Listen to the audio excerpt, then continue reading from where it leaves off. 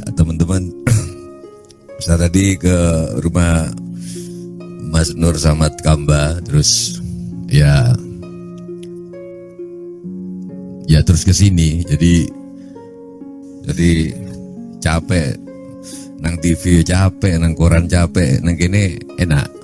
Di delok kiai lucu bahannya ganteng.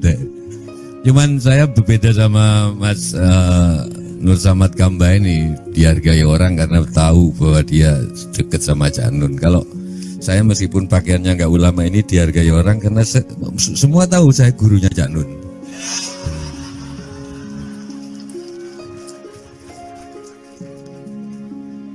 Cak Nun itu kan bisa bahasa Arab, Arabnya bagus, ya orang pesantren lah. Tapi kan kalau di Hindu itu orang yang tahu kata sampai tahu makna itu dalam, tapi masih nggak terlalu dalam. Yang dalam menurut Hindu kalau tahu kata tapi nggak tahu artinya, cuman tahu musiknya kata. Misalkan Ainun, cuman tahu Ainun sebagai musik, nggak tahu apa artinya Ainun. Itu lebih dalam kalau di Hindu. Saya setuju Mas Kamba tadi bahwa akal penting, tapi itu kan sebenarnya mancing kalian. Cak Nun juga bilang gitu, akal penting kan mancing kalian. Di dunia ini mana yang nggak paradoks? Oksigen penting tapi bisa menghidupi, tapi oksigen juga membunuh. Kalau nggak ada oksigen sel kita nggak pernah tua, nggak ada keriput. Cak Nun disik gua anteng. Ya saya, karena oksigen, cinta itu membangkitkan tapi membunuh. Ya too much love will kill you. Mana yang nggak paradoks? Too much. Jadi Buddha itu bener, salah satu saya sih seneng. Aku kan senang kuil-kuil, nang pura-pura. Yang saya cocok dari Buddha itu, makanya Buddha agama masa depan sebagai agama, sebagai filsafat ya, Budi. Karena Tuhan maha paradoks. Nah yang saya katakan tadi, oke, akal itu penting, akal, tapi itu kan sebenarnya mancing kalian. Di atas Sidratul Muntaha nggak ada akal sudah, karena itu malaikat Jibril nggak ikut ke sana. Ya waktu Isra Mi'raj itu kan malaikat Jibril cari ini kiaiku loh, aku itu tuh kafir loh, aku ngaji juga dulu. Loh, melo kan Jibril melo begitu senang Sidratul Muntaha nggak kuat. Nabi doang bisa kan ganggu akal. Rahwono di situ bener. Rahwono itu sastra Jendrahyuningrat itu penguasa tertinggi ilmu, itu Rahwono. Baca bukuku kalau nggak percaya. Lo tenan lagi. Kamu pikir Rahwono mencintai Sinta karena namanya Sinta? Enggak. Suatu hari Sinta itu berubah namanya menjadi Waidehi. Belum ada yang tahu, 3 kali berubah menjadi Janaki juga. Tapi Rahwana tetap mencintainya karena dia tidak menyembah nama, dia menyembah zat. Ilmuku dhuwur. Loh, Cak Nun tadi bilang akal penting, itu nipu kalian. Dia tahu bahwa akal ada batasnya. Aku ngaji nggak perlu arti, dan ngajiku sak karepku.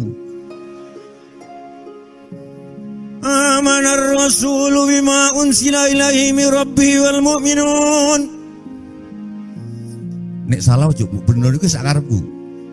Qalu amana billahi wa malaikatihi wa kutubihi wa rusulihi wa kutubihi wa qala sami'na wa ata'na ghufranaka rabbana wa ilaikal masir.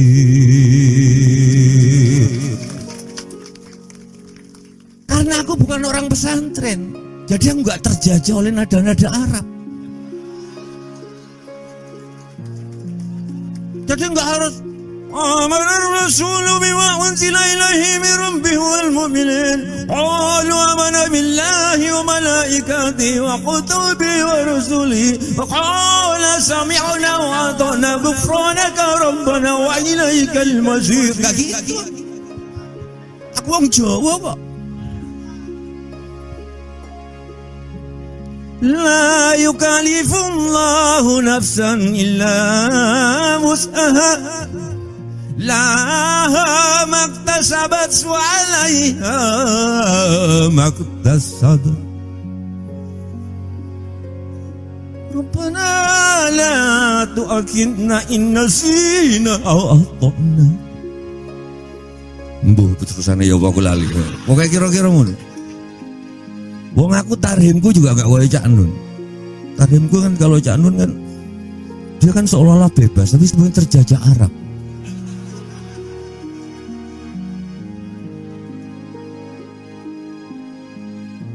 Assalatu wassalamu alaik. Ya kan? Terus ya. Terus ada. Mengetel. Enggak. Terus ada ya, Pak. Enggak, aku mau nada Jawa, gimana nada Jawa? Itu kan orang Mesir itu. Aku tahu dari Mesir, nonton Cak Nun ngomong di YouTube. Salatu wassalam alaik ya imam al-mujahidin ya Rasulullah.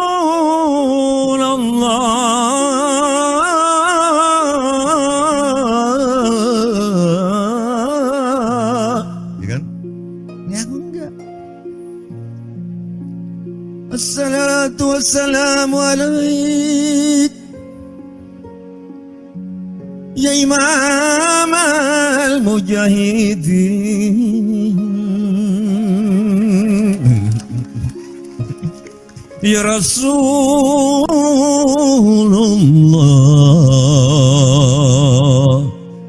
Merdeka.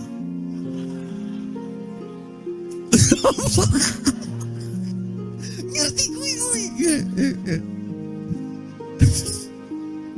Terus kok bisa umroh? Aku juga nggak tahu, tiba-tiba disuruh umroh sama Buya.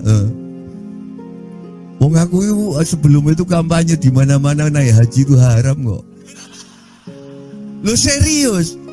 Aku selalu bilang kalau naik haji untuk kasus Indonesia, tapi kalau duit naik haji 30-50 juta itu ditabung, terus gak perlu investasi kok Mas Adi tadi bilang, gak perlu investor asing itu bisa untuk membangun sekolahan, membangun jalan raya, membangun listrik dan lain sebagainya. Ya kok ndelala tidak umroh ya, kok ya manut aku. Begitu aku nonton Ka'bah, jancuk ya. Memang bagus. Orang orang itu untuk muter, orang Jepang, orang mana. Dan aku duduk di Masjidil Haram yang ngeliatin. Sebelum berangkat itu ada asistennya orang sana, mungkin disuruh Buya atau apa, ngasih tahu aku di mobil, nanti bacaannya kalau gini, kalau bagi tawaf gini. Aku bilang wes Mas nggak usah Mas, aku tak mau coba karep-karepku dewe mau coba. Umroh digunting rambut. Tapi ya itu guyon, itu kalian pasti tahu kan. Saya menghargai Cak Nun karena Cak Nun pasti nggak laku di TV. TV itu pasti ustadz yang ngomong haram halal. Pasti itu yang laku. Karena apa? Nek, aku mau jujur, mungkin karena rakyat Indonesia masih banyak yang goblok. Kenapa kok banyak yang goblok? Ini Mas Adi. Karena kita satu-satunya negara, hampir satu-satunya negara yang nggak ada seleksi alam, nggak ada musim dingin. Musim enak terus. Nang jopo, kue miskin, kue goblok mati tenan gue. Lah kan kini gak mati-mati kan musimnya nggak.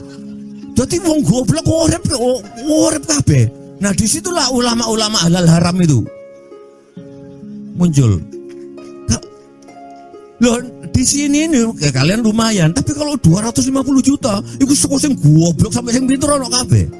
Kalau di Kanada yang sampai minus sekian derajat, ya aja saya nggak sabrang itu, nggak punya akal, nggak punya tabungan, nggak punya, saya kira mati nang mobil pemanu kademen. Dek ini sopo sing kademen? Hidup semua, makanya saya enggak, kadang-kadang kalau ketemu Gus Plus sampean selalu orang bilang tanah kita tanah surga, tongkat kayu, dan itu justru celaka karena kita enggak diseleksi. Angel lu ngomong makrifat-makrifat ngene nang TV. Lo iya. Sing paling laku nang TV wudu itu. Ngomong kayak Cak Nun ae angel. Wudu itu sebenarnya yang disucikan apanya? Bukan fisiknya, tapi batinnya. Cak Nun kan biasanya ngomong gitu. Susah nang TV ditangkap kayak mana. Kalau nggak percaya nek sampean ngentut, sing diusap duduk selekmu kan. Cak Nun kan sering ngomong gitu kan. Wah, angel nang TV rek. Wong nek ngentut sing di wudunya bukan nggak cebok. Berarti batin kan. Tapi kan susah ngomong gini di TV. Makanya saya anggap ini oasis. Dan saya senang pada Cak Nun karena beliaulah satu-satunya yang melihat bahwa Tejo itu hidupnya cuma acting. Itu saya dengar pertama dari Cak Nun dan saya baru sadar iya. Kenapa? Lo aku ngomong nang TV kayaknya koruptor kayak aku acting deh. Karena aku sadar nggak ada koruptor, nggak ada kehidupan. Iki sastra jenderal. Iki yang Cak Nun tadi bilang nggak ada hitam putih. Coba nggak ada koruptor, nggak ada demonstran, nggak ada demonstran Metro Mini nganggut apa? Loh. Tetapi kenapa aku teriak? Karena aku mendefinisikan diriku sendiri sebagai pengamat. Sebagai pengamat aku harus kanyang korupsi. Sikap. Walaupun aku tahu itu garisnya Gusti Allah. Aku nek misalnya nang orang-orang bergabung datang deksek udah terbuka cita jane kene ku biasa, mosok cekakan ngono gak. Tapi kene ku iki wis diatur Gusti Allah. Pertemuanku yang kene wis diatur. Kenapa kok aku tiba-tiba ke rumah Mas Samad Kamba, beliau masih dari Bandung datang, aku bilang ke Fatin istrinya kayaknya capek, enggak usah. Tapi begitu datang beliau enggak capek. Kangen Cak Nun juga ya kok aku juga kangen. Jadi cuman aku heran kenapa setiap kali aku ngelihat Cak Nun selalu aku ingat Novia. Gitu loh. Iya. Tapi begitu ketemu Novia aku lupa Cak Nun. Itu apa? Aku gak ngerti kenapa ini. Al-Qudusu Al-Maliku Ar-Rahim Ar-Rahman Al-Azizu Al-Muhaiminu Al-Mu'minu As-Salam. Asmaul Husna versiku. Dan seterusnya dan seterusnya dan seterusnya. Menjelang terakhir Ar-Rasidu As-Saburu Dzal Jalali wal Ikram. Yang terakhir ke-100 sebut namamu sendiri. Assalamualaikum warahmatullahi wabarakatuh.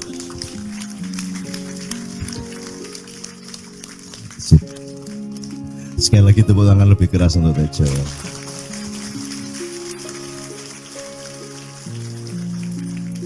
Jadi kekayaan Allah itu tidak terbatas dan jangan dibandingkan satu sama lain. Jadi tidak ada yang lebih unggul dari siapapun. Kalau pohon kelapa tinggi, jangan dibilang dia lebih tinggi daripada pohon yang lain. Karena pohon kelapa ya begitu itu, pohon yang lainnya begitu itu. Demikian juga Tejo.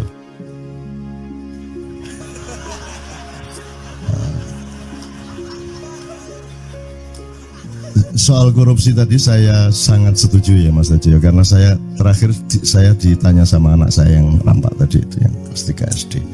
Ya milih mana, dunia ini banyak pencuri apa tidak ada pencuri? Dia bilang gitu. Wah ya ini apa dulu ini temanya, sehingga jawabannya nanti beda-beda, saya bilang gitu.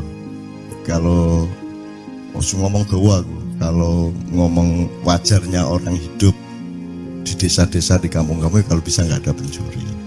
Tapi kalau kita ngomong yang lebih luas, hakikat kehidupan ini juga memang pencuri itu memang dihakikatkan untuk ada sebagai bagian dari dialektika yang Allah ciptakan. Terus dia bilang gini, kalau saya memilih di dunia banyak pencuri, dia bilang gitu. Kenapa? Loh ya terserah kalau mau mencuri, karena sebenarnya kan ada pilihan untuk tidak mencuri, dia bilang gitu. Toh dalam hidupnya ada pilihan untuk berbuat baik. Tuh, sabikullah di arek iki lumayan nih guys. sejajar karo Jojo Tejo ya.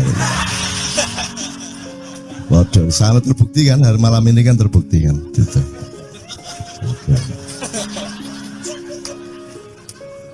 Di pada nomor kafe.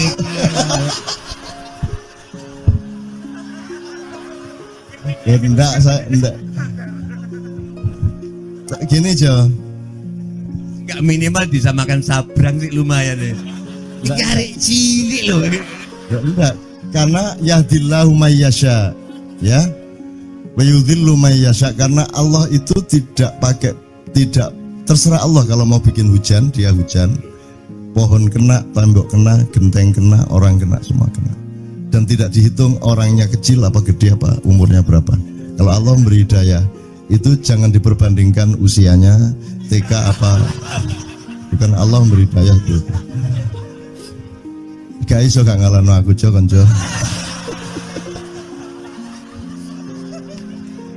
Oke, tapi indahnya begini ya, indah sekali teman sekalian. Indah mungkin di forum lain kita bisa seperti ini. Zaman dulu saya sama Gus Dur itu saya tantang gini-gini terus cerita, jadi Gus Dur cerita, aku cerita. Kita pernah di museum situ. Jadi dipertandingkan karo arek-arek. Wis Gus Dur ceritanya gendeng-gendeng nak kayak cerita menewak gitu macam-macam gitu. Dan semua itu karena kita bisa menikmati hidup ini dan kita tidak menuntut materi, tidak menuntut apa-apa karena hidup ini sendiri gini tak wis nikmati luar biasa kan itu. Nah, terus saya tuh gembira Mas Tejo sudah berani ngaji pakai lagu Jawa. Karena saya memberi contoh sudah bertahun-tahun yang lalu. Dan baru hari ini saya menemukan bahwa Mas Tejo sudah mulai berani lah. Ya, Anda lihat di YouTube lah, cari banyak kok. Saya adzan pakai lagu Jawa segala macam dan itu tidak ada masalah. Dan saya sudah hitung mantiknya, syar'inya semua sudah hitung sehingga saya justru ketika kita nanti sudah tidak berjuang, ketika kita sudah di surga, kita tidak butuh perjuangan lagi, tidak butuh tahap-tahap dan interval jihad lagi, maka yang terpilih nanti di surga malah lagu Jawa dan Sunda. Adzan kalau mau apa-apa pokoknya reng-rengnya Jawa. Jadi Tejo itu sangat diperlukan Allah di surga. Karena dia nanti yang jadi maestro di sana. Dia menjadi maskotnya surga nanti insya Allah. Khusus. Tapi nanti Tuhan bilang, Jokowi nang kene nang surga tapi ojo gedean rumangsan. Ini dulu Cak Nun sudah di sini.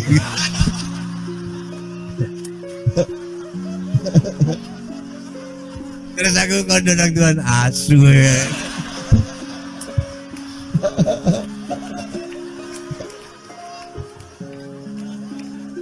Nah Jo, kenapa saya bilang seperti itu? Saya tidak akan praktek lah, saya tidak akan memperbandingkan vokal saya dengan vokalnya Jojo Tejo. Karena saya pasti kalah kan gitu. Orang yang menang harus ngalah.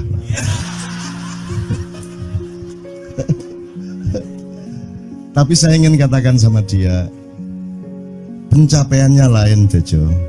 Kenapa Allah memilih bahasa Arab? Itu karena juga terkait dengan rasa Arab, terkait dengan segala macam yang sifatnya yang Anda bilang tadi, Jibril tidak bisa lebih naik lagi tadi karena pencapaiannya berbeda. Kalau Anda menguasai benar Panem Bromo, Pucung ya, Dandang Gulo segala macam, kemudian Anda menguasai Qiraah Sab'ah misalnya, itu pencapaiannya berbeda.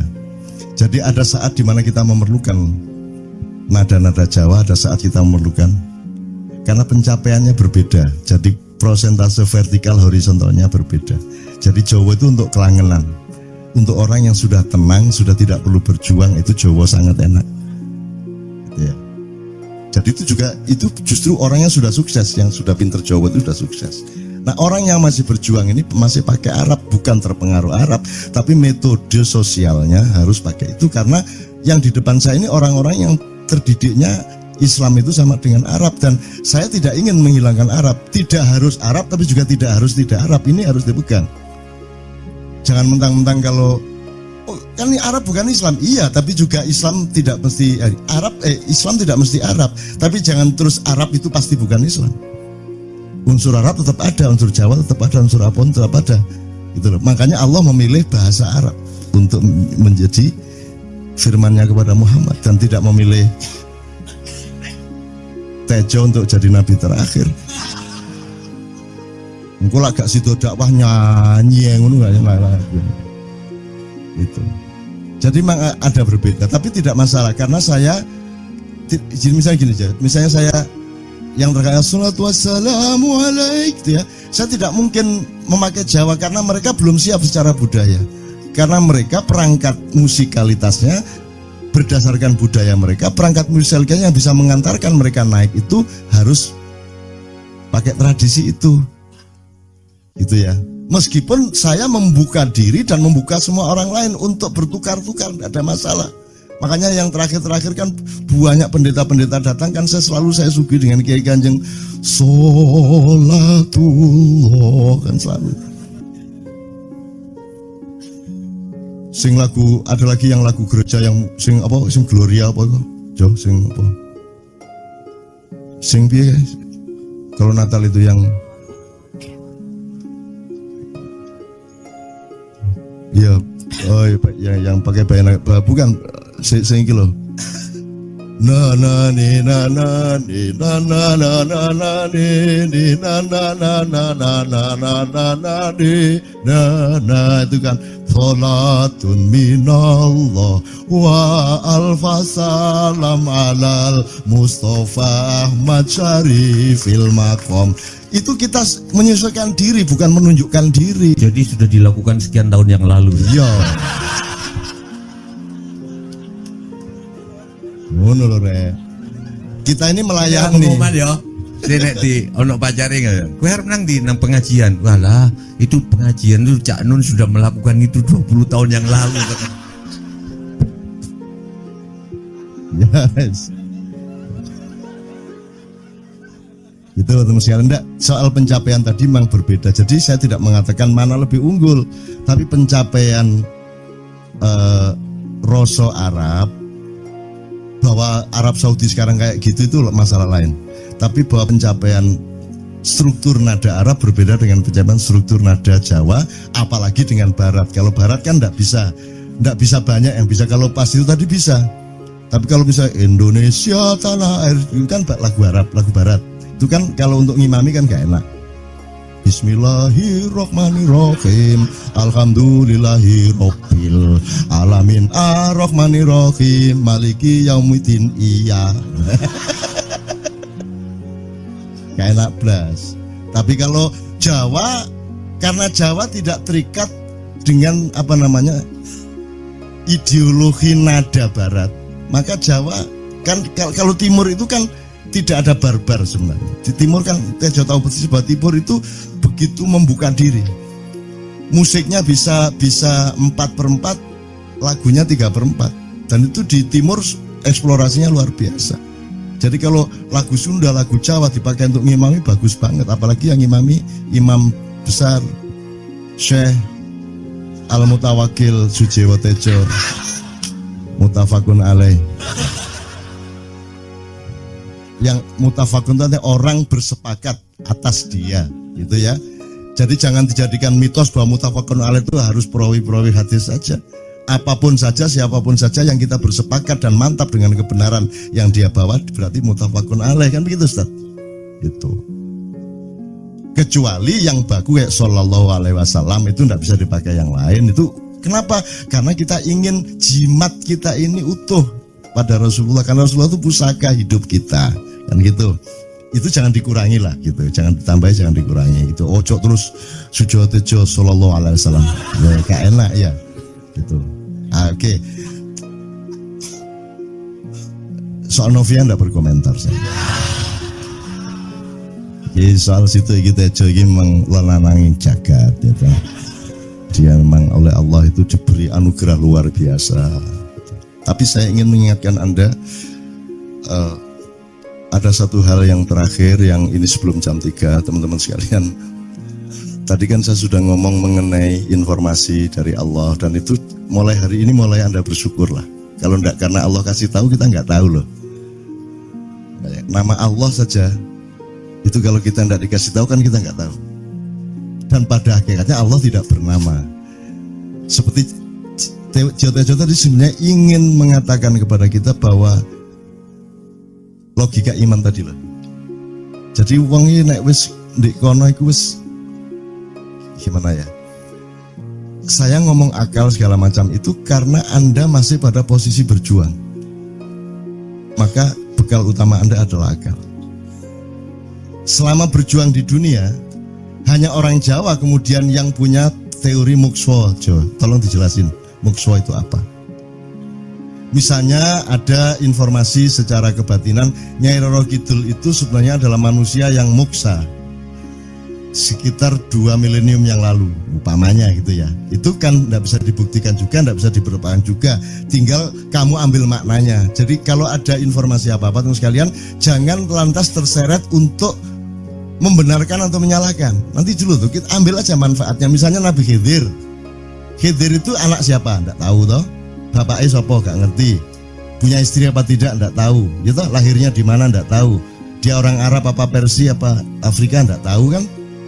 Apa orang Jawa, orang Sunda, nggak tahu kan? Nah itu nggak usah diperdebatkan. Jangan terus bersikap akademis, kognitif terus. Khidir itu ambil namanya aja lah. Yang penting ada kehadiran. Di dalam dirimu itu selalu ada kehadiran Allah. Karena semua itu tajallillah, semua itu tajallullah, semua itu Allah bertajalli. Lihat Tejo, ingat Allah. Cuman ketika ingat Allah aku ndak ingat Tejo. Ngene ya. Ono air. Salah enggak diam-diam dhewe tak malu. Enggak, tapi mungkin soal itu ya, yang soal bahwa itu mungkin tak jelas oleh tembang ini, sorry minta waktu 3 menitan. Jadi gini, seluruh kata-kata saya setuju Cak Nun tadi, sepulang dari sini nggak usah diingat-ingat, nggak usah menurut Cak Nun, menurut Tejo, menurut Mas Gamba, menurut Adi, tapi mendefinisikan menurut kalian sendiri. Karena seluruh apa yang kita katakan menurut orang Jawa itu adalah sampah. Habis ini kita udah ini seluruh omongan ini jadi sampah. Yang bisa membuat itu tidak jadi sampah adalah interpretasi masing-masing pribadi. Jadi gini, lang-lang ing driya lang-lang ramya lengkang.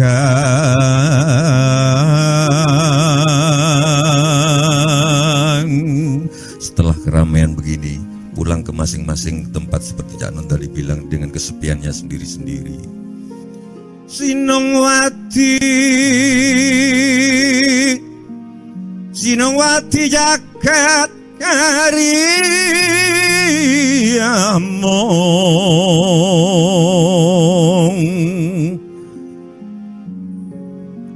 Kalian masing-masing yang setelah menganggap ini sampah di lautan pertanyaan, lautan penjelasan akan mendapatkan mutiaranya sendiri-sendiri, Fidel Castro-nya sendiri-sendiri.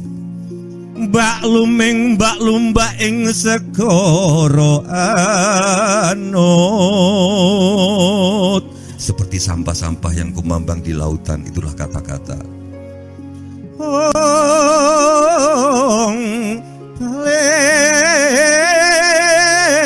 Lumut berganggeng, palelumut berganggeng.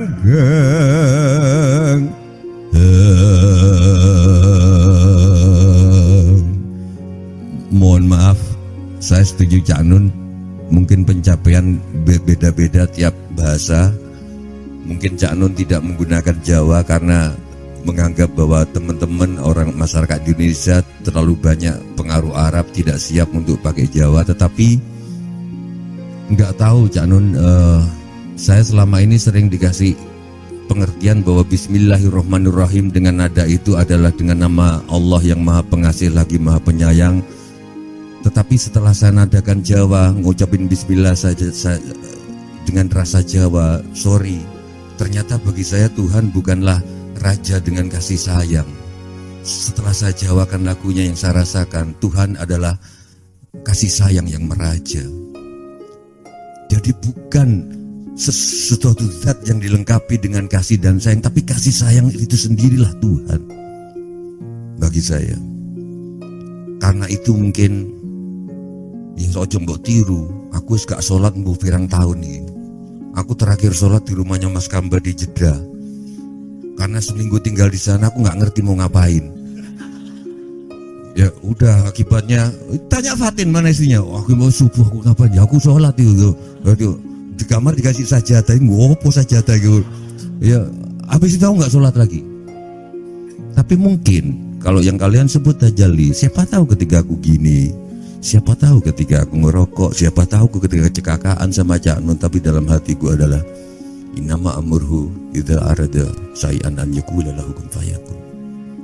Siapa tahu itu terus yang aku ucapkan.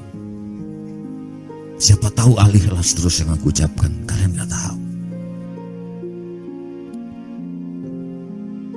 Tapi saya setiap kali ketemu Cak Nun kelihatannya ngeledek, tapi mungkin aku berharap kalian bisa merasakan sebetulnya bukan itu. Ya acting, tapi aku sayang. Beliau ini banyak musuhnya, banyak yang sini sedia. Tapi aku oke. Dan aku hadir ke sini bukan tanpa risiko di kalangan beberapa teman. Oke Cak Nun, terima kasih. Mudah-mudahan, dan saya minta doanya ke teman-teman saya mau ngamen di Kairo.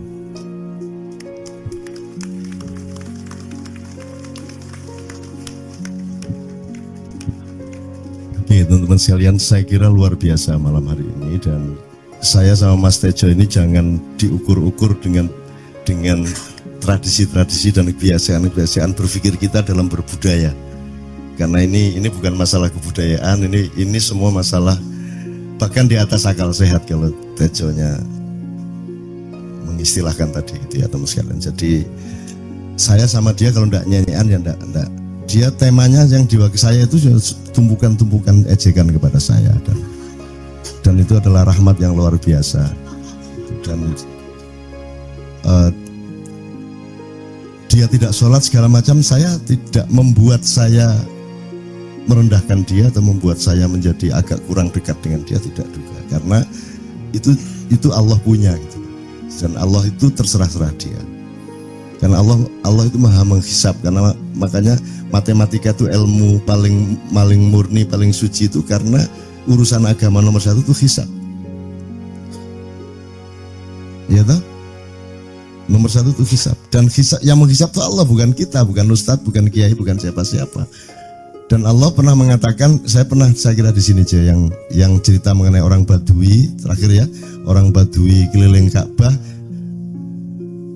dia mengucapkan ya Karim, ya Karim, ya Karim, ya Karim, terus ada laki-laki di belakangnya tawaf juga dan mengucapkan ya Karim, ya Karim, ya Karim, ya Karim, ya Karim, sampai akhirnya si orang Badui ini noleh, kamu ngapain kok niru-niruin saya? Terus laki-laki itu bilang, lu saya nggak niru-niruin kamu, saya memang ingin mengucapkan zikir ya Karim, ya Karim. Udah, akhirnya jalan lagi, tapi yang belakangnya terus ya Karim, ya Karim, ya Karim. Akhirnya marah ini si Badui. Badui bilang, kalau kamu niru-niruin saya terus, nanti saya kasih tahukan kepada Muhammad kamu. Orang yang paling saya imani, orang yang paling saya cintai, orang yang paling saya percaya, orang yang paling membuat hidup saya sangat hidup, itu Muhammad namanya. Terus orang di belakangnya nanya, kamu sudah ketemu Muhammad belum? Belum. Saya sudah keliling-keliling di Mekah tadi, belum tahu di mana Muhammad. Akhirnya saya muter-muter di Ka'bah ini. Terus Rasulullah kurang pinter acting kayak Tejo. Kalau seandainya yang di belakangnya itu Tejo, kan pasti diperpanjang-panjang itu. Tapi Rasulullah tidak tahan, saking cintanya kepada orang itu, akhirnya dia mengatakan, ya Arab, akulah Muhammad yang kau cari. Wah, akhirnya si Arab ini, si Badui ini memeluk Muhammad sedemikian rupa. Terus tiba-tiba Jibril datang disuruh Allah, ya Muhammad, Allah yuballigh assalam ilaik, Allah menyampaikan salam kepadamu. Oh ya, waalaikumsalam warahmatullahi wabarakatuh. Gue tahu salam-salaman karo Gusti Allah. Liwat pasar, assalamualaikum. Terus dia bilang, waalaikumsalam. Ono tulisan di langit, asik tau kan? Asik lagi. Allah menyampaikan salam kepada Muhammad. Oh, waalaikumsalam.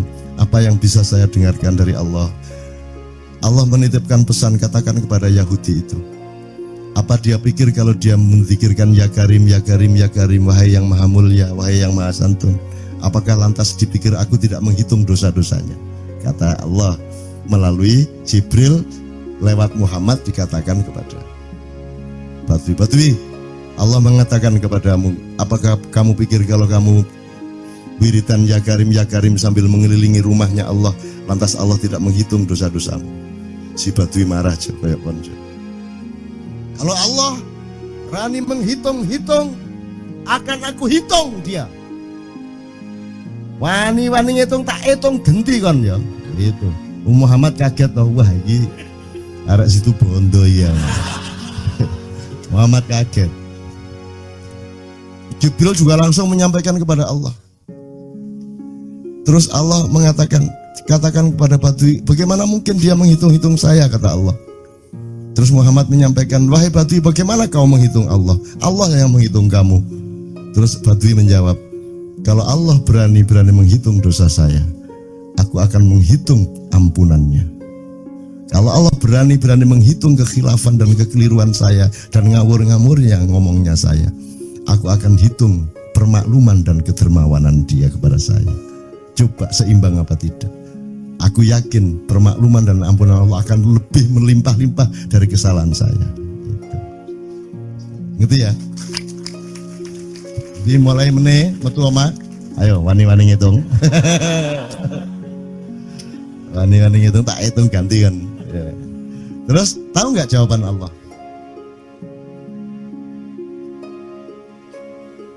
Jibril katakan kepada Muhammad untuk dikatakan kepada Badui itu, wahai Badui, kamu tidak perlu menghitung-hitung Allah, karena aku juga tidak akan menghitung-hitung dosamu. Wah, coba. Jadi kalau itu berlaku untuk Tejo kan sembahyang nggak sembahyang beres tuh, iya lah, beres. Ya kita doakan aja, amin ya robbal alamin itu ya. Enggak gitu, konteksnya enggak gitu. Enggak. Gini loh. Aku ngomong gitu konteksnya supaya kalian nggak nyangka bahwa aku ini sholat itu. Aku nggak bener agamaku itu aja. Oke, bagus. Ini seperti Weldo. Anda pernah kapan-kapan Weldo tak suruh ke sini. Weldo itu teman kita dulu jamaah Al-Falah Surabaya. Kemudian dia memberontak karena dia seperti dia ini tanya macam-macam dan kiainya marah. Seharusnya kan menjelaskan dengan arif, tapi marah. Kayaknya Weldo itu sekarang berpenampilan kayak wayang. Bener-bener ini ditato, tidak pakai baju kayak gini, tapi pakai pakaian wayang sehari-hari. Ininya udah pokoknya Anda nggak paham ngelihat dia. Bagaimana dia bisa tahan hidup seperti itu, krempieng, nggak pakai kaos, nggak pakai apa, terus sudah sampai bawahnya dia pakai seperti itu. Dan saya tanya waktu Ma'iyahan di Surabaya, di Bali, Bung Weldo, saya kagum sama Anda karena saya tidak bisa menemukan satu orang pun di dunia ini, baik dia manusia biasa, tokoh, bahkan Nabi dan Rasul, tidak saya temukan yang berani tampil kayak Anda. Saya bilang gitu. Bayang no Megawati pakaian kayak awakmu ngono. Wis gak ono wong wani. Cuman saya ingin Anda teman-teman ini memahami kenapa Anda berpakaian seperti ini. Jawabannya seperti Tejo. Persis. Karena saya ingin semua orang yang ketemu saya menyangka saya adalah orang yang tidak baik. Karena saya ingin orang yang ketemu saya, mereka tidak berpikir bahwa saya itu sholat tiap hari. Ini saya terpaksa menjawab karena ditanya oleh Cak Nun. Gitu. Jadi Tejo itu ya sejajar sama Wildo tadi.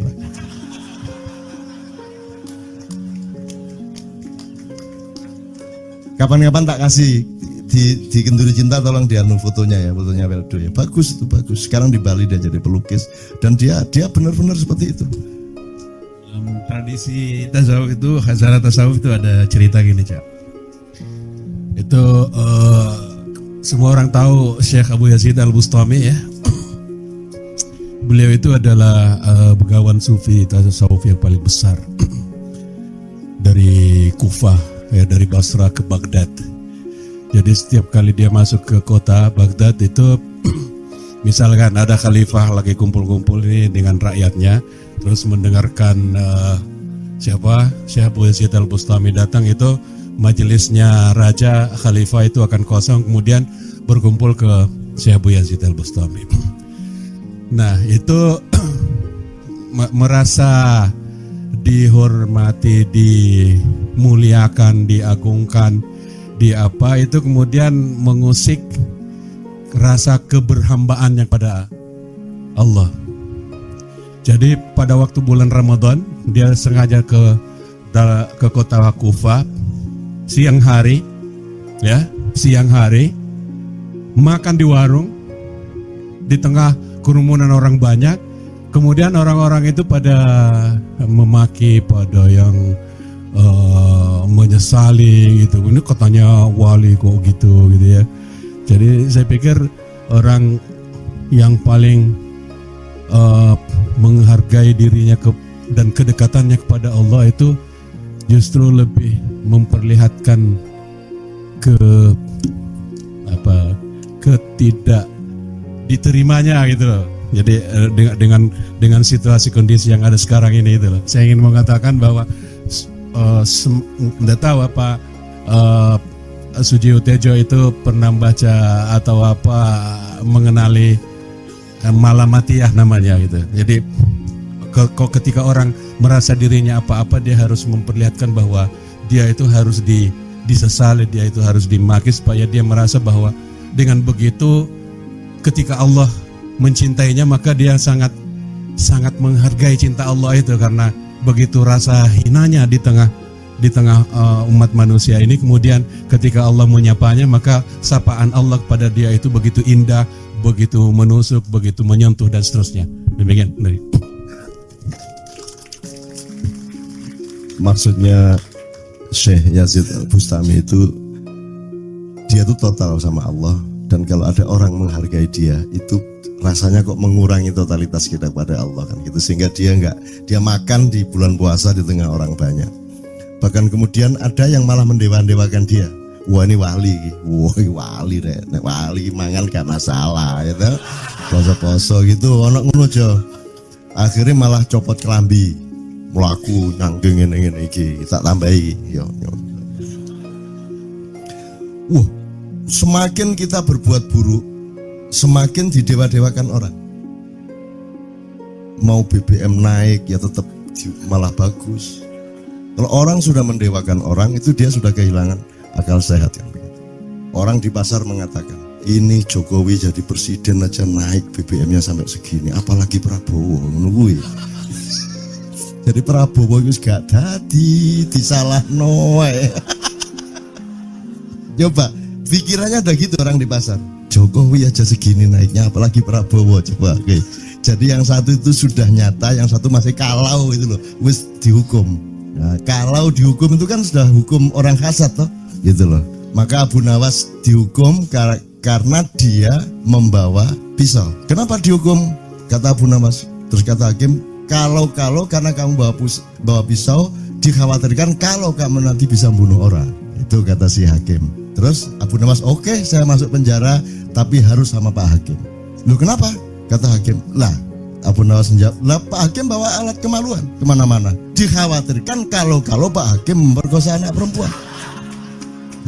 Lah kalau loh, salah di Indonesia. Makanya teman-teman pada sinis pada saya itu kan kalau dipikirnya saya mau cari apa semua pada sinis. Dan tidak ada yang rahmat Allah yang melebihi sinisme teman-teman kepada saya. Tidak ada rahmat Allah melebihi saya dianiaya di Indonesia. Saya tidak diletakkan di tempat yang seharusnya. Saya tidak dibukakan peluang untuk menggunakan hak-hak saya. Tidak ada rahmat Allah melebihi penganiayaan Republik Indonesia kepada saya. Tapi soal saya tidak masuk TV Jo, mohon maaf, saya yang tidak mau Jo. Saya hanya mau TV lokal, betul-betul lokal. ADTV, ATV, yang lokal di Jawa Tengah, Jawa Timur. Dan itu tidak ada tujuan apa-apa, saya bersodakoh. Kiai Kanjeng bersodakoh, jadi itu tidak transaksi. Mereka datang ke acara syuting dimuat, dan acaranya 2,5 jam non-stop. Itu pun dari acara 8 jam seperti ini. Salah nangkep sampean ya. Ngene loh, aku nggak ngomong, nggak masuk TV, nggak ngomong gitu. Masyarakat sing nggak diseleksi oleh hukum alam ini banyak yang goblok sehingga nggak siap menerima ceramah sampean. Siap. Makanya industri nggak nyerap. Nggak. Siap. Kemanapun saya pergi di seluruh Indonesia mereka siap 4 jam, 5 jam, 6 jam dengan saya, siap mereka. Mereka tidak ada yang goblok. Aku nggak setuju. Ini bukan yang goblok.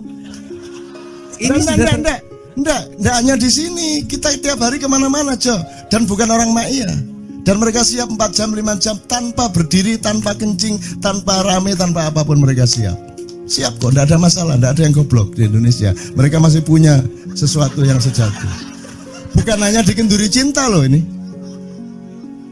Bukan hanya dikenduri cinta. Kita kemarin di Boyolali sampai jam 1, dari jam 8. Tidak ada masalah kok. Dengan 45.000 orang tidak ada masalah, mereka tahan. Mereka tahan. Tidak ada masalah. Jadi nyun saya soal itu bukan kalau anak KC saya jam 3 mau tapi masyarakat TV. Ya saya kadang-kadang kepingin buktikan aku tak standing comedian. 3 jam 3 jam. Kalau ada yang bergerak tak santet. Nggak, maksudku mergo tak santet. Ya ilmu sihir gampang kok. Sihir itu ilmu gampang.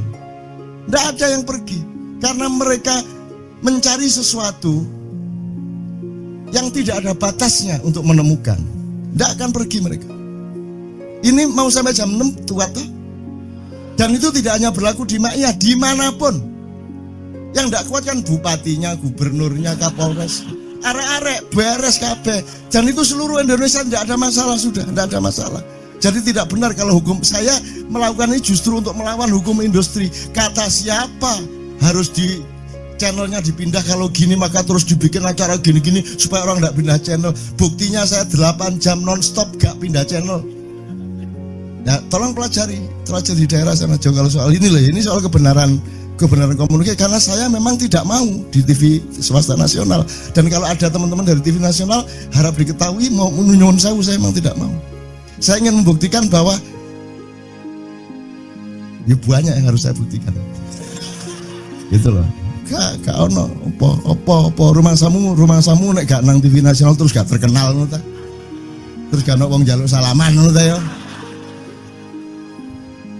Saya ingin membuktikan bahwa komunikasinya Allah itu tidak hanya lewat mata dan telinga. Saya masuk ke dalam gelombang di mana orang yang tidak pernah ketemu saya kangen sama saya. Arep ngopo kowe? Iki nek ngene iki suwe-suwe TV Kromo ya nek ngene carane. Kayak terus sekalian mohon maaf ya, pokoknya ini semua ini kalau diteruskan menjadi kegagahan. Dan kegagahan itu tidak boleh. Yang gagah hanya Allah Subhanahu wa taala. Tapi sampai sekarang Cak Nun belum menjawab pertanyaan saya. Yaitu, ini bener Cak. Ini belum dijawab, selalu menghindar. Cak, ngencuk bojone wong hukumnya apa ya? Belum dijawab sampai sekarang. Sampai sekarang aku heran.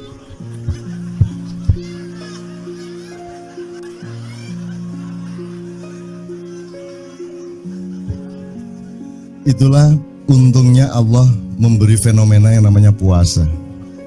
Tidak semua hal yang kita ketahui kita ungkapkan.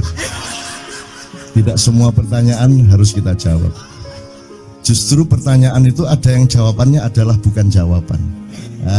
Ngono iki kan ya.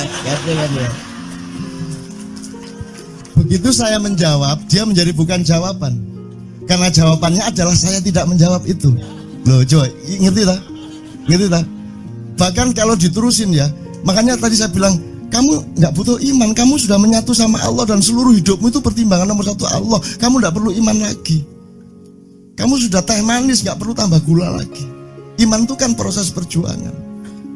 Makanya untuk ikhlas ya, malam hari ini yang harus kita amati, jangan sampai mengurangi keikhlasan Anda dan saya, Tejo dan semuanya. Karena Anda jangan jadi orang ikhlas kalau tidak kuat menanggung bebannya.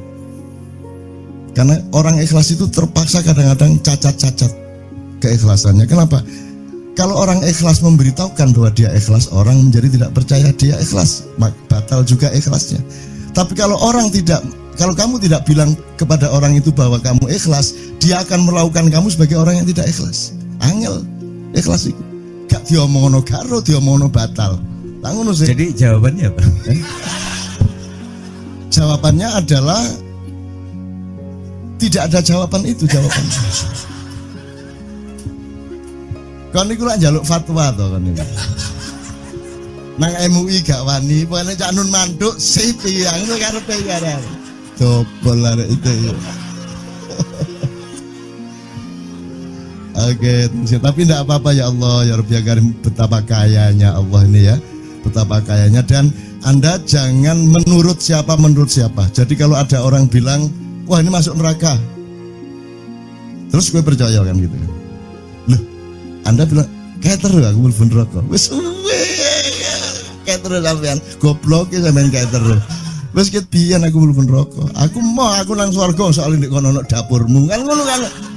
Mau aku gitu kan. Ini cara kita guyon sampai Azhadi Siregar ya, Bang Hadi itu mengatakan kalau pakai retorika ikhlas itu begini. Kata Rasulullah, tangan kanan berbuat, tangan kiri jangan sampai tahu. Kalau perlu di hadapan manusia umumkan bahwa kamu tidak sholat, untuk menyembunyikan bahwa sesungguhnya kamu rajin sholat. Gini loh cane, ya dah. Tapi ojo percaya, kamu harus tetap tidak percaya supaya kamu menyangka dia tidak sholat benar gitu loh. Karena kebutuhan dia seperti itu. Bahkan Bang Hadi bilang lebih tinggi lagi.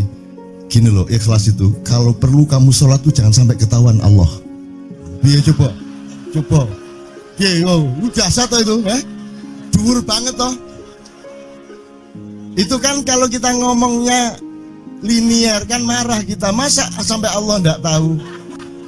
Loh, itu retorika namanya, itu sastra namanya. Sastra itu enggak kok terus fi kulli sumbuhatin mi'atu habbah. Kalau kamu beramal satu itu seperti pohon yang jumlahnya 70 berbuah 100 masing-masing, sehingga kalau kamu kasih 1 juta kamu akan dapat 700 kali lipat. Loh, Allah itu bukan guru matematika. Itu retorika untuk menyangatkan. Misalnya wong wedok, kalau kamu senyum itu sedekah yang bayarannya sama dengan sholat tarawih. Oh, kata gitu. Sebenarnya asal usulnya itu Kanjeng Nabi tarawih tutuk omah bojone merengut. Kira-kira loh, Jo.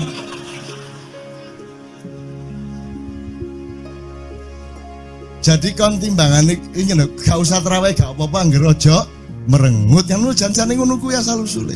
Jadi bukan kok terus pahala iki sakmene, enggak gitu. Itu cuman misalnya 2,5 derajat hilal harus kelihatan. Itu kan istilah, enggak kok terus diukur temen. Wah, 2,4 gurung ya iki. Enggak gitu. Enggak ada presisi fisik tuh, enggak ada. Salat menghadap Ka'bah itu enggak ada. Enggak ada. Ka'bah di sana kok. Sana. Bukan di sana. Di sana buminya bulat kok. Sembayang ngene kan.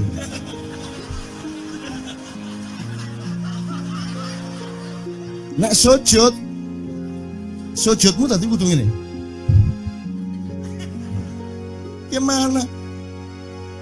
Kok regulasinya material itu kan sama dengan wudhu tadi, itu kan pokoknya administrasinya tuh ngadep ke sana. Maka kemudian kalau kita sederhanakan, Ka'bah itu kiblatnya orang di Masjidil Haram. Masjidil Haram itu kiblatnya orang di Mekah. Mekah itu kiblatnya orang di seluruh Arab. Jazirah Arab itu kiblatnya orang seluruh dunia. Just pokoknya rono lah, masuk kudu 24,5 derajat persis. Jadi anggur sembayang nggawa kompas.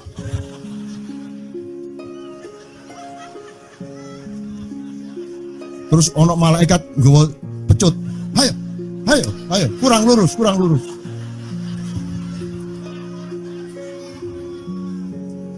Iki agama ta latihan tentara ya. Oke, ini saya kalau ingat cambuk ini jadi ingat ada fatwa juga, Jo. Anda satu sama saya segala macam itu kan orang yang tidak punya apa-apa, ya toh, makanya kita juga amalnya sedikit secara material gitu kan. Tapi pokoknya Anda jangan, saya ingatkan lagi yang belum dengar aja yang dengerin ya. Pokoknya jangan beol bawa cambuk gitu ya. Ya sudah jelas. Ini ternyata ada yang lebih dahsyat, Mas. Bagi yang belum paham, gini terakhir ini setelah ini Tejo akan memuncai dengan satu tembang, setelah itu kita pulang bareng-bareng. Jadi ada seorang caleg di Jombang.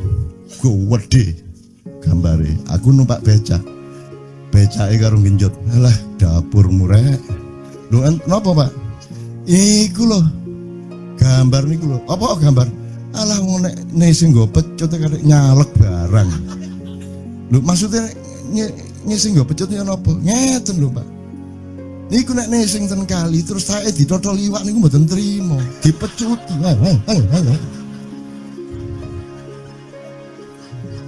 Dadi taeke mon mboten oleh ditotol wong apa meneh duwike ngono. Iku tak critakno ternyata ada yang lebih parah. Lho cak ono ndek Jombangku gak mek nesing nggawa pecut gak gelem nesing cak. Nek nesing kuwatir kelangan taek deh. Coba ada orang nggak mau beol karena takut kehilangan tai. Coba itu Indonesia tuh kayak gini kok mau dirubah kayak apa? Maju kemana kayo? Dan nikmatnya luar biasa kok. Jadi sekarang ngelihat orang itu, itu nggak mau beol orangnya, nggak mau berak lagi, nggak mau berak takut kehilangan tai kan gitu kan. Oke semua berdiri teman-teman sekalian. Bismillahirrahmanirrahim. Teman-teman sekalian kita bersyukur kepada Allah dan saling berterima kasih satu sama lain di antara kita dan saling berendah hati dan saling menerima, mengakomodasi dengan penuh cinta, penghargaan satu sama lain dan doa bersama bahwa insya Allah Anda adalah orang-orang yang dihidayai Allah untuk menjadi kaum yang baru di Indonesia, menjadi bangsa yang baru di Indonesia yang akan membangkitkan kembali dari keterpurukan yang berkepanjangan ini.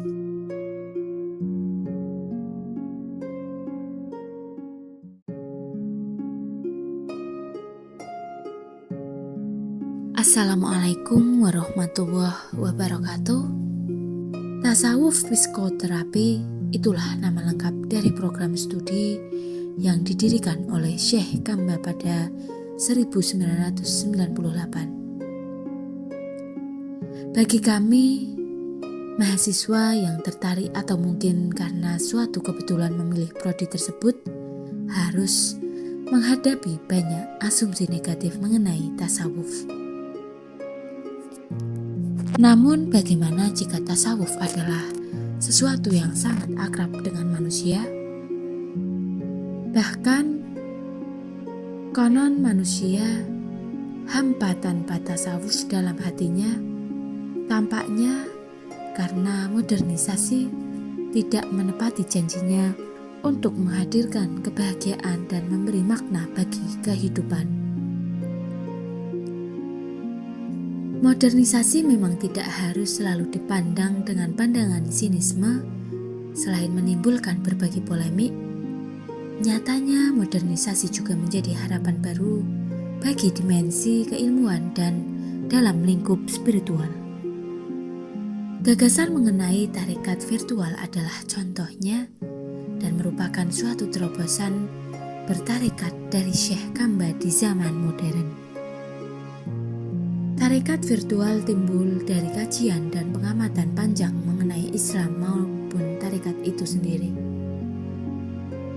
Contohnya, mengapa umat Islam tidak mampu mengubah suatu tatanan peradaban selama berabad-abad lamanya, sementara Nabi Muhammad mampu melakukannya dalam waktu 25 tahun. Bukan hal baru lagi jika menjadikan Muhammad dan Nabi sebagai alasannya.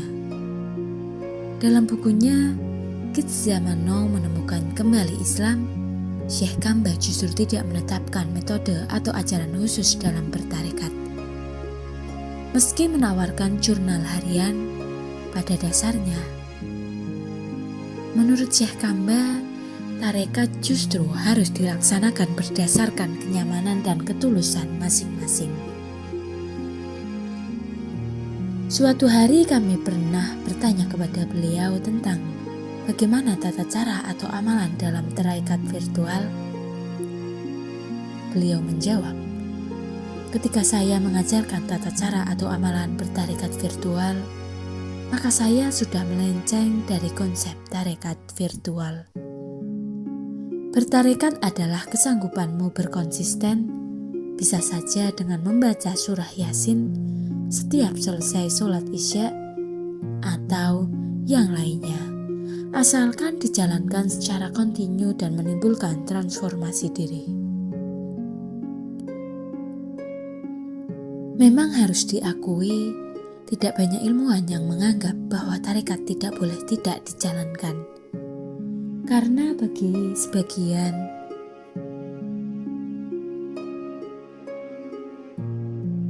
kalangan, cukup kuat anggapan bahwa tarekat harus melalui rangkaian formal pembaitan yang cukup menakutkan bagi orang yang ingin bergabung ke dalamnya. Banyak dari penempuh perjalanan spiritual merasa segan disebabkan konsep psikologis yang sistematis, sehingga timbul pertengkaran dalam pikiran seseorang terkait konsep tasawuf yang esensial. Selain itu, tasawuf menjadi sebuah program studi perkuliahan sebagai salah satu upaya mengembangkan tasawuf dalam ranah keilmuan. Meski tentunya ini menimbulkan pertanyaan mengenai metodologi, apakah yang akurat digunakan dalam kajian tasawuf? Tasawuf adalah kajian yang bersifat individual, yang mengalami atau merasakan pengalaman spiritual sangat sulit untuk dijelaskan. Sementara penelitian dan kajian mensyaratkan asumsi yang terukur dan mampu dibuktikan. Untuk itu, kajian yang dirasa paling cocok untuk disandingkan adalah psikologi, karena berkaitan dengan pola perilaku dan kejiwaan individu. Syekh Kamba dalam pengajarannya selalu mengedepankan gagasan bahwa bertasawuf adalah berislam itu sendiri, sehingga seringkali topik yang diangkat bukanlah yang terlalu spesifik tentang tasawuf pada umumnya.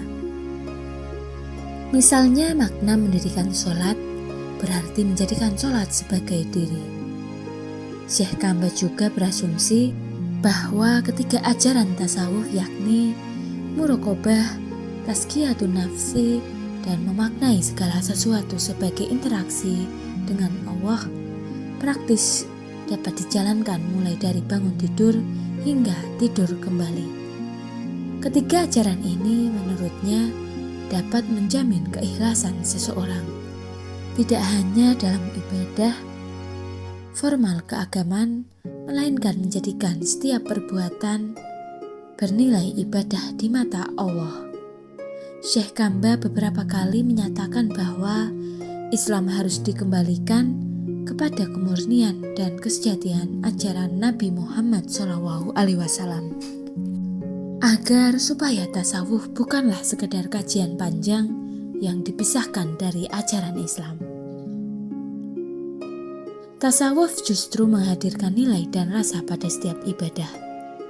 Memaknai setiap ibadah yang dijalankan sangat memungkinkan tasawuf untuk menjadi gaya hidup seseorang.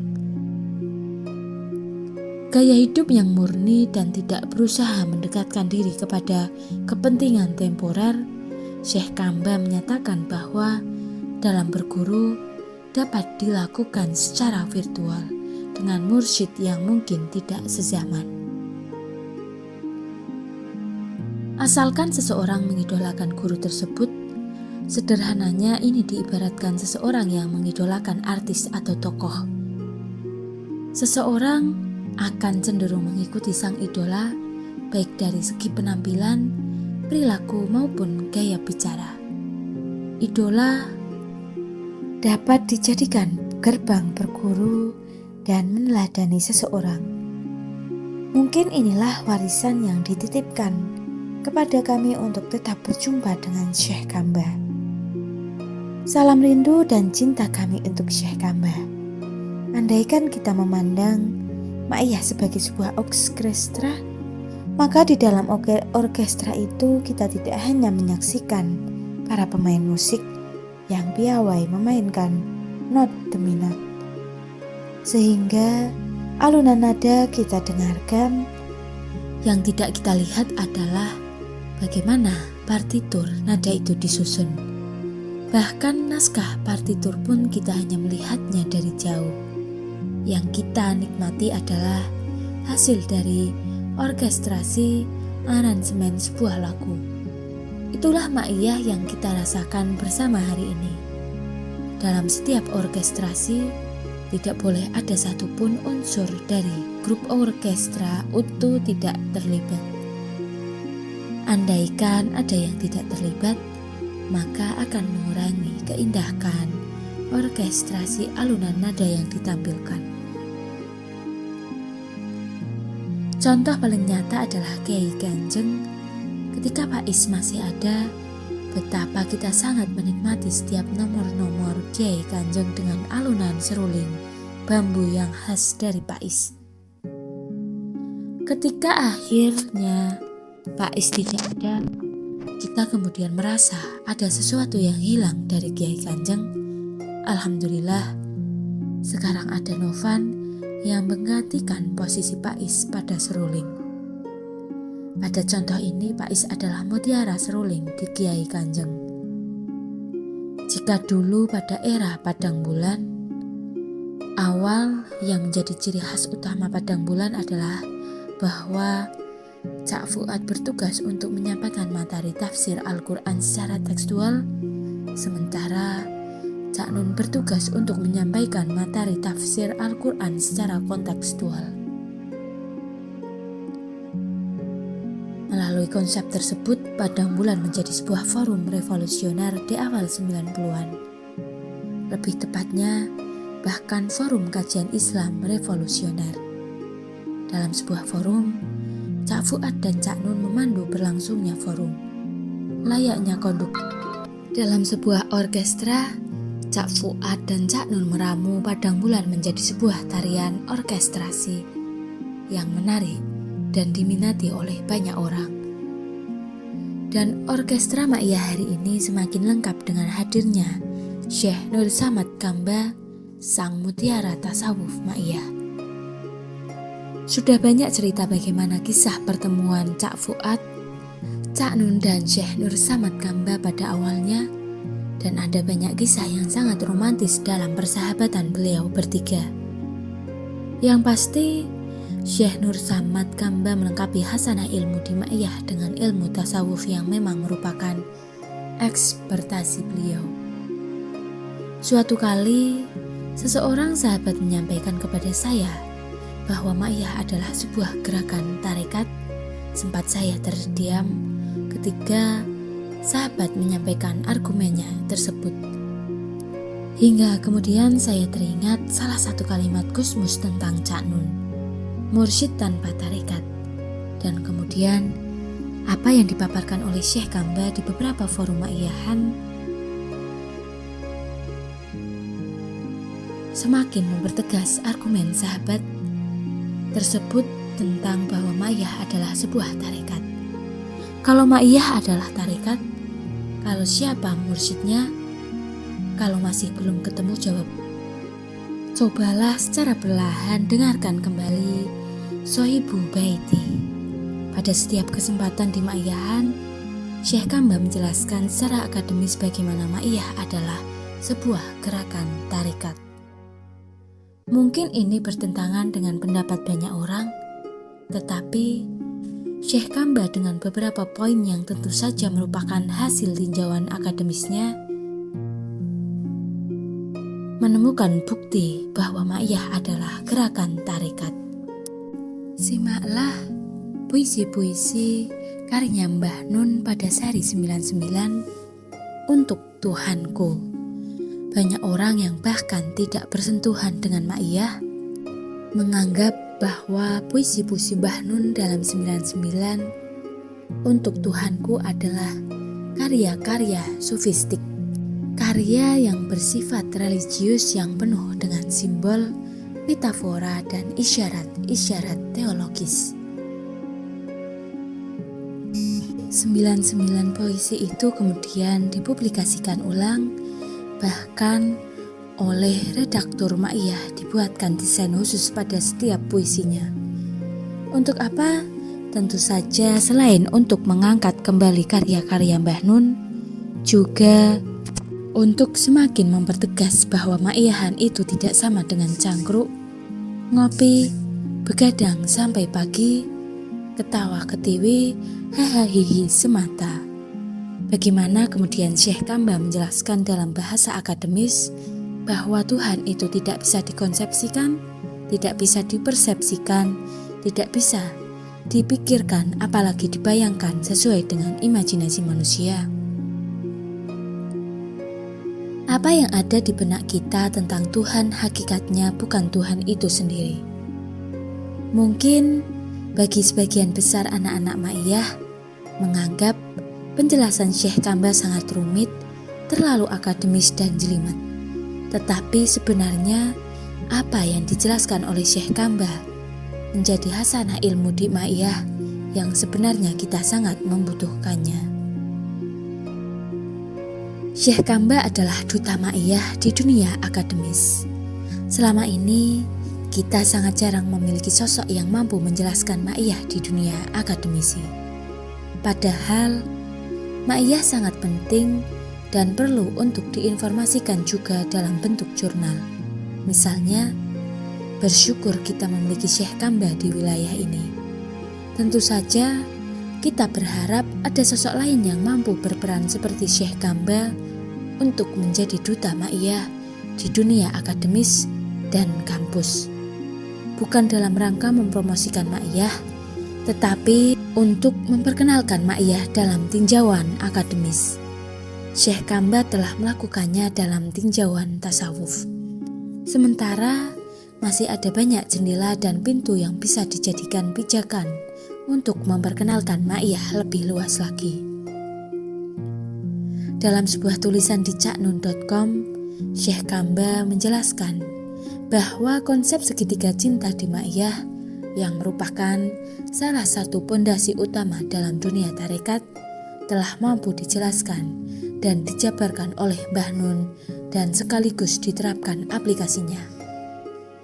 Syekh Kamba menjelaskan bahwa sebab Ma'iyah sangat terikat oleh cinta adalah karena hubungan yang intim dengan Allah dan Rasulullah tidak mungkin terbangun tanpa ketulusan, keikhlasan, dan kemurnian jiwa. Tentu teman-teman masih ingat penjelasan Syekh Kamba tentang bahwa Ma'iyah adalah jalan kenabian karena memiliki 5 prinsip nilai kenabian. Syekh Kamba menjelaskan bahwa dengan adanya forum Ma'iyahan yang akan menjadi titik-titik air yang menjadi modal awal para salikul Ma'iyah untuk berproses mi'raj menuju Allah. Paparan Syekh Kamba dalam tulisan tersebut menjadi sebuah peringatan bagi kita bahwa melalui Ma'iyahan yang sering kita ikuti, tidak kemudian dengan mudahnya kita merasa paling Ma'iyah, apalagi merasa paling Islam, merasa paling mengenal Allah, merasa paling paham tentang konsep Tuhan dan lain sebagainya.